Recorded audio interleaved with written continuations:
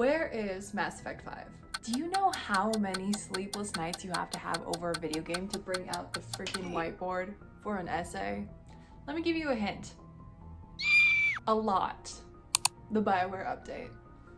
The Bioware update. Published January 29th, 2025. Here it is. 2 pages, 2 little pages. Not that long, and yet somehow I've managed to write over 40 minutes worth of content about it. So that was a fucking lie. Which I'm hoping by the time I'm editing this, the timestamp is more around 20 minutes because I had to split that beast in half. So back to this, the Bioware update. You read it, I read it, I got sad.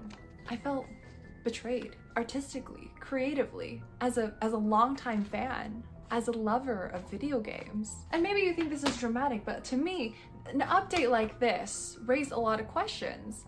What is the future of the Bioware franchises? Does this mean the end of the hallmark of Bioware writing that has shaped the genre of RPGs for almost 2 decades now?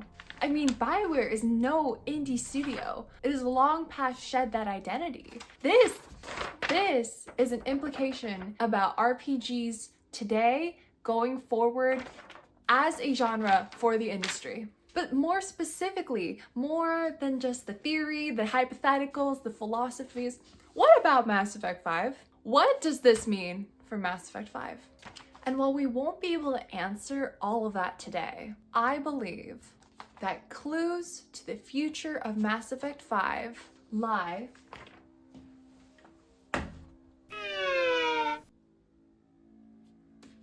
in this blog. If the case of the missing Mass Effect 5 posits itself as the next victim in the case of a serial perpetrator, Bioware's failed attempts at creating sequels to their most beloved franchises, then this studio update is a direct message from our main suspect themselves. In here lies the smoking gun to Mass Effect 5's whereabouts, and why in the world it won't be coming out anytime soon. In this part of the video, we'll be breaking down this blog update to address some of the fears spiraling out into the Bioware fandom, particularly with some of the staffing updates that have come alongside it. If you're interested purely in a breakdown of the teasers and content that they've released so far pertaining to Mass Effect 5, you may as well just hit the subscribe button now and start ringing that bell, because the very next video I upload will be the second part complementing this video, wherein we analyze and dissect each piece of content released related to Mass Effect 5 so far, including the trailer and the poster. I wouldn't click away just yet though. We're going to be getting heavily into how the update ties into the cycle of game development, using my background as a game developer. Therefore, what you see in this video today will lay the foundation for a lot of what we're going to talk about in the next part of the video, including the future of Mass Effect 5. By the way, if you don't know me, my name is Bree, or you can call me Lucky. I'm just your average girl who loves talking about video games and dissecting what's going on in the industry. But clearly, today I have an even more vested interest in the topic than usual. My other videos you'll see, I'm usually filming just sitting in my chair. I'm more scripted and more formal because there's a lot of facts and statistics that I just want to get right and make sure that you as the audience are getting the best information possible. But today, you know what? I don't care. I mean, I care. That's the problem. I think I just care a little too much today. So you're gonna be getting a lot more of a casual viewing experience today, but if that's all good with you, then hey, stick around. You're gonna have a good time, I promise. And maybe you'll learn things that you didn't know about before. As per my usual disclaimer, I am an employee of WB Games. My personal opinions and all the opinions I discuss in this video are my own. If you watch this video and are still somehow interested in seeing more content from me, maybe a more professional or relaxed version of me, then hey, stick around. Or let me know if you actually like this side of me. And you can get more of that too. First, we are going to go through the update together. We're gonna read each chunk and then I'm gonna break down and paraphrase based on my own experience in game development. A little bit of background here, I was a community manager before I moved into the production role. So when you are a community manager, your task is actually to write and edit stuff like this. My own experience involved working on a blog for the game, so I do have just a wee bit of background knowledge here on maybe why they chose the words that they chose. Every person is different, everyone's writing style is different. I can't 100% say that what I will be paraphrasing is accurate to the author's intentions, but I will do my best and lean on that experience to provide what I think is a little more context and a little more clarity around what they were actually trying to say with this update. But to be clear, what I paraphrase is based on my opinion. It is not factual. So I do encourage you guys to read the update yourself and draw your own conclusions based on what you're reading. All right, section 1. Hello everyone. Today we are turning towards the future and preparing for the next chapter in Bioware's story. As we announced in August 2023, we are changing how we build games to meet the needs of our upcoming projects and hold ourselves to the highest quality standards. Now that Dragon Age: The Veilguard has been released, a core team at BioWare is developing the next Mass Effect game under the leadership of veterans from the original trilogy, including Mike Gamble, Preston Watamanuk, Derek Watts, Parrish Lay, and others. Now, here's how I interpret that. Now, this is a pretty straightforward setup. To me, it really just says, now that we've launched Veilguard, and this is my own sprinkle in, but have no plans for additional DLCs, we are restructuring our teams to focus entirely on Mass Effect 5. Now, why did I say no DLCs? One, because when you develop a DLC, you do need to retain or have another group specifically dedicated to working on that DLC. As we'll go on to talk about, it looks like they're mostly cannibalizing the Veilguard team, but again, we'll come back to that later. But to really support that and put that to rest, we have a quote from the creative director, John Epler. In a quote from his interview with Rolling Stone, he said reportedly that there would be no DLCs for Dragon Age Veilguard. Of course, instead, they're choosing to prioritize Mass Effect 5. Now, paragraph 2. In keeping with our fierce commitment to innovating during the development and delivery of Mass Effect, we have challenged ourselves to think deeply about delivering the best experience to our fans. We are taking this opportunity between full development cycles to reimagine how we work at BioWare. Given the stage of development, we don't require full support from the studio. We don't require support from the full studio. We have incredible talent here at BioWare, and so we have worked diligently over the past few months to match many of our colleagues with other teams at EA that had open roles. This is pretty much the juiciest part of the update, and I think there's a number of ways you can interpret this. We have keywords like reimagine, challenging ourselves, think deeply, all indicating that there was some hard decisions that needed to be made. What the driving factor was for this decision, can't really say for sure. We're not in there, so we'll never really know. And from what we see here, taking the opportunity between full development cycles, it lets us know that these changes have been coming for a long time. While they may not have known from the beginning that they were going to change the structure of the team in this way, this phrase indicates that previously events were occurring and have been occurring that have pushed them to end up in this direction, to end up restructuring, and restructuring in the specific way that it reduces the size of BioWare Studio.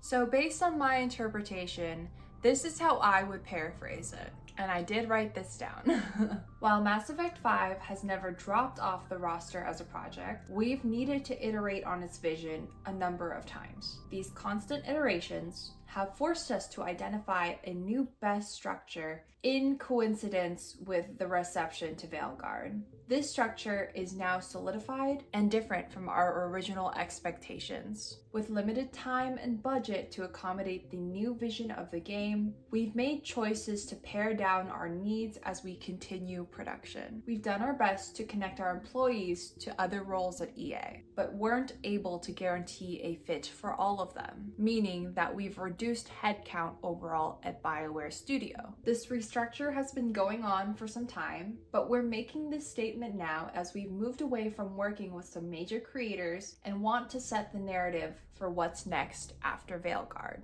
That's how I interpret these two paragraphs. And it's interesting to be making an announcement about this kind of thing. From a studio perspective, there usually isn't a reason that you should have to inform your community about staff departures, for example. But in Bioware's case, their community of players is very in tune and very in touch with the creators of their favorite series. There's a very strong, I would say, parasocial relationship that occurs within the Bioware community to Bioware Studio. This blog update was actually, in my opinion, a very good choice because what they've done is they've controlled the narrative. Because as we'll talk about soon, this blog update came alongside major creators leaving the studio. By putting out this blog update, Bioware has taken a chance to reframe and put a positive spin, or at least an uplifting note in the air for players who may feel afraid or uncertain in the wake of these departures. Oh, sorry.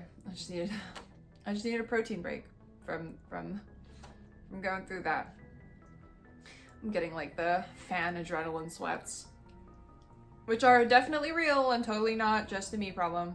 All right, final section. Today's news will see Bioware become a more agile, focused studio that produces unforgettable RPGs. We appreciate your support as we build a new future for Bioware. Gary McKay, General Manager of Bioware. Now, not a lot to say there. That's a rallying call. It's a sign-off that, puts a little bit of warmth back into the players' hearts after reading something as scary as what they just read. But I do want to call some attention to two words in that statement: agile and focused. Now, in my head, agile is just a lovely word that we use when we mean lean. Focused is another lovely word that we use when we mean removing opinions. Not everyone will agree with that. The writer and author of this blog update possibly had something else in mind when they used those words. But in my experience, agile and focused means that we've slimmed the studio down and we just have less people working on the project now. There are benefits to that, which is why they went with agile and not tinier. Agile can mean that people can respond easier because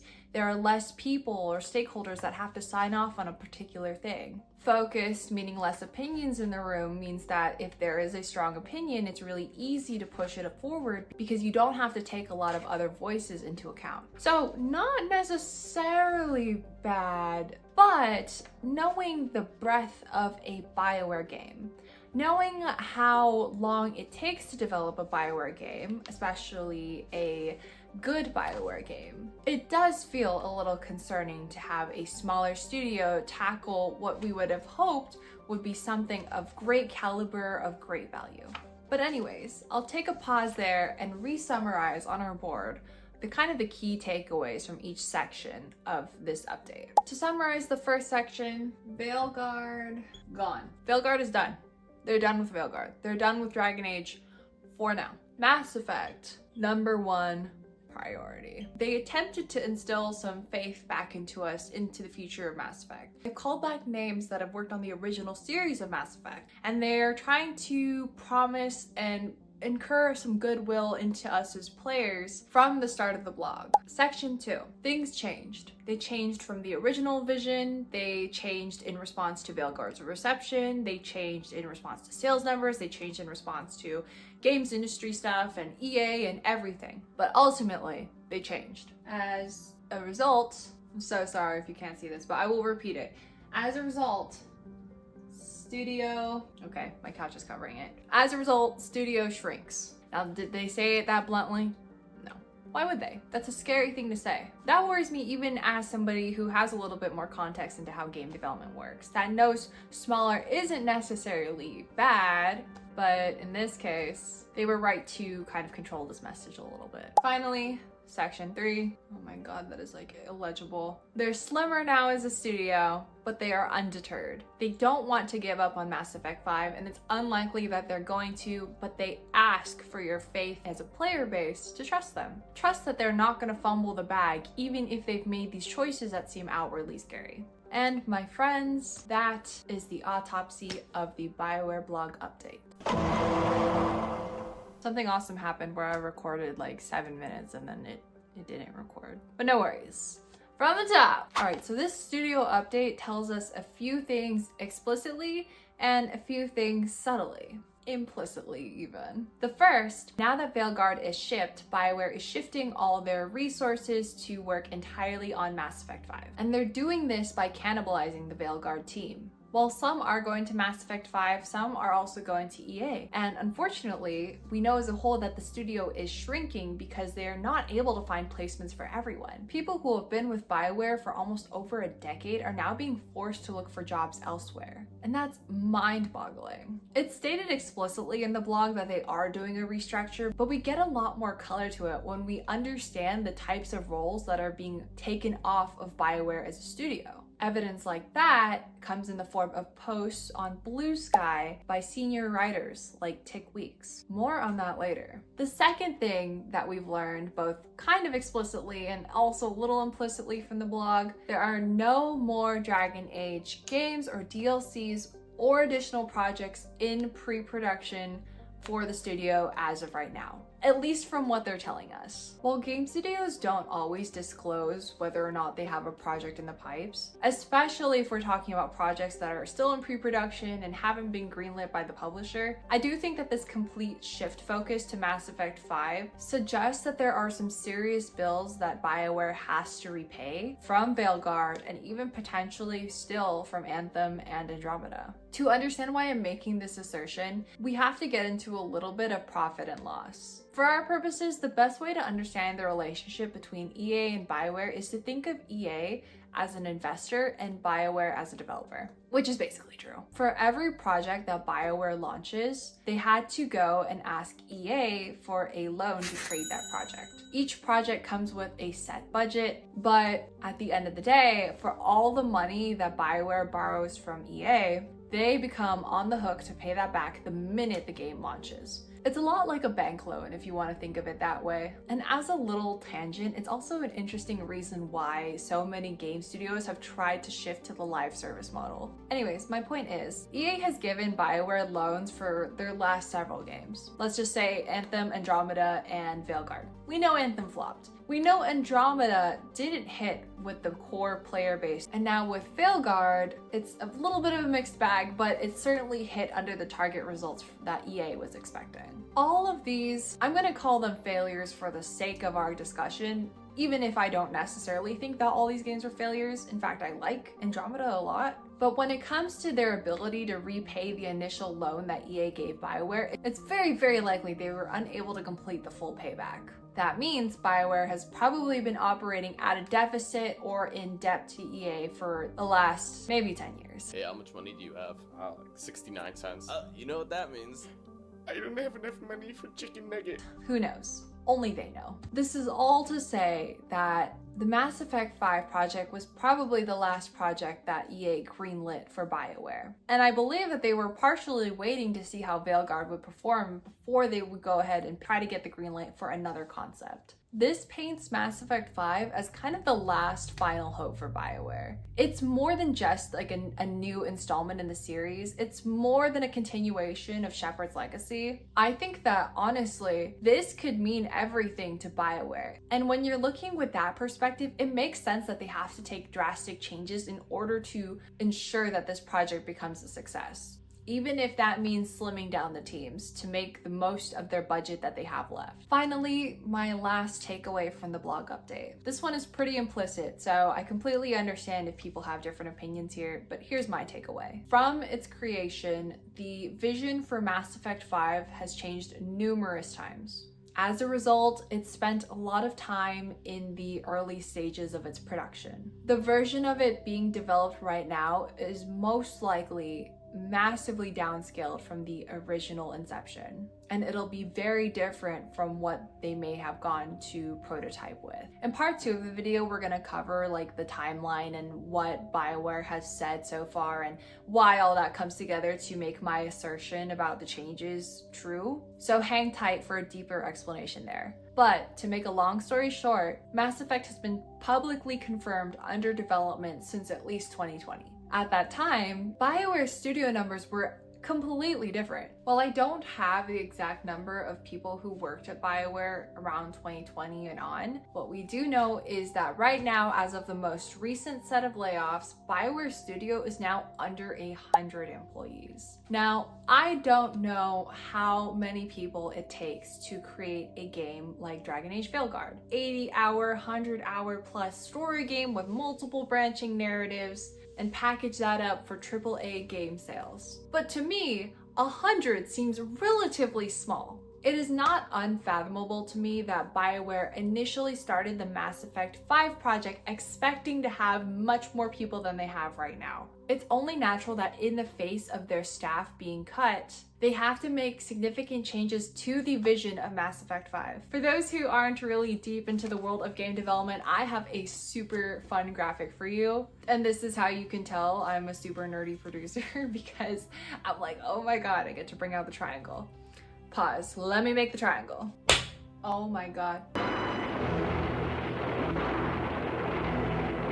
Welcome to the project management triangle. This triangle has applications outside of the games industry and can be applied to essentially any project, but it helps guide project managers thinking about approaching a schedule and a roadmap to the game. For our purposes today, I'm going to use the triangle to explain why Mass Effect 5 will most likely have a scaled down vision than its original intention. So it doesn't really matter where all these terms go, but the triangle represents our project. So in our case, we're going to say that this triangle is Mass Effect 5. The first side of the triangle, scope. Scope is best known as kind of the breadth of the game. What is your game going to have in it? Are you going to have progressives? What kind of progressives? Are you going to have armor? Are you going to have gear?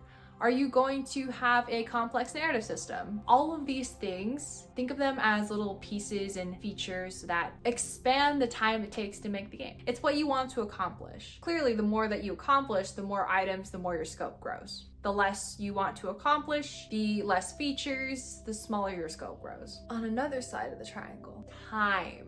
I always like to say, no matter what happens today, the sun continues to rise in the morning. So it's almost like, who cares?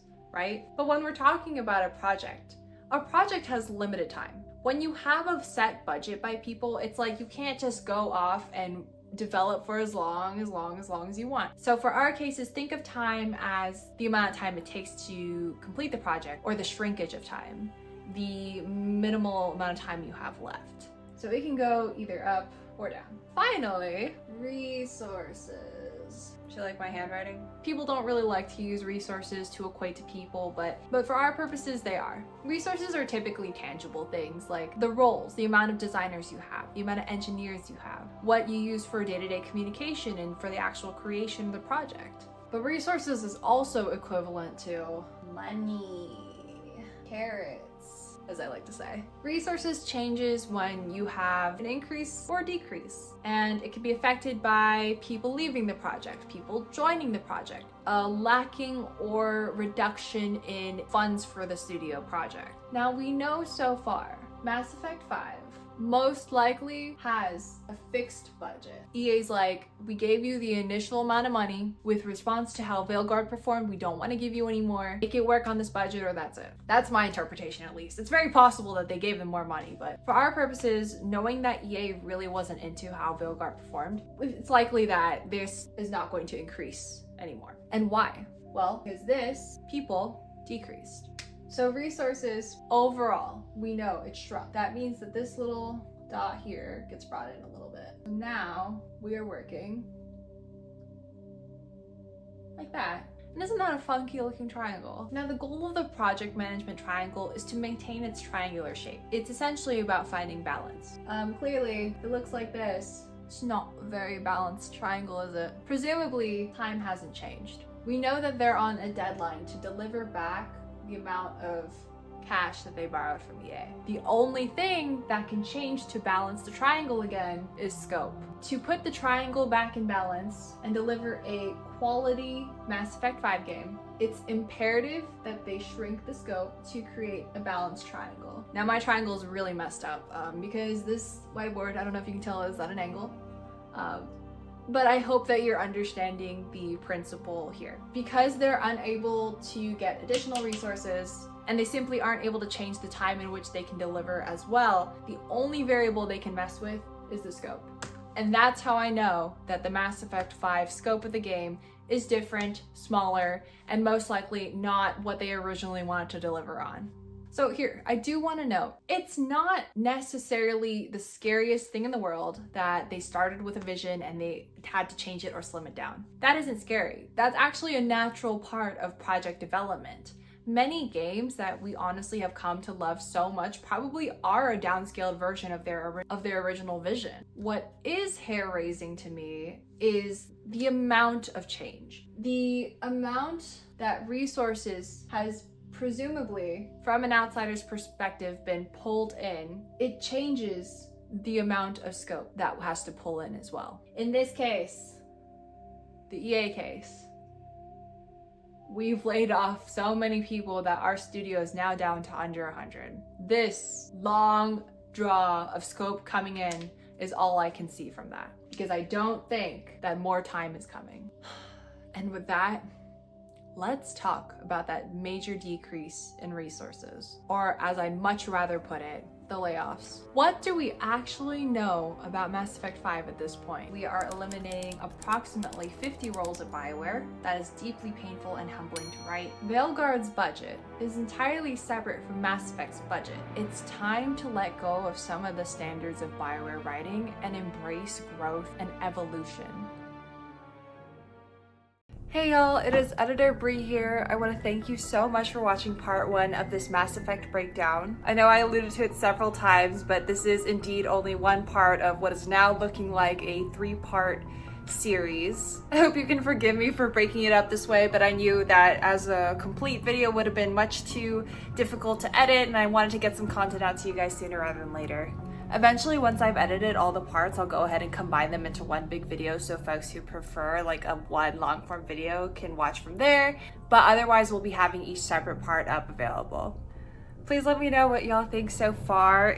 First of all, is this video format like good? Do you guys like videos like this where it's more talking and less like a bunch of edits? 2, are you interested in seeing more things from this game developer perspective? I know it's not like the most interesting thing to everybody, but I'm curious if there's kind of an appetite for it. More importantly, what did y'all think when that update dropped? What was going through your minds? Because when that dropped for me, this crazy video series started, so I suppose that explains things. Anyways, thanks for bearing with me through the chaotic development of this little series. I'm sending you all off with a little bit of luck in your pockets. Bye y'all!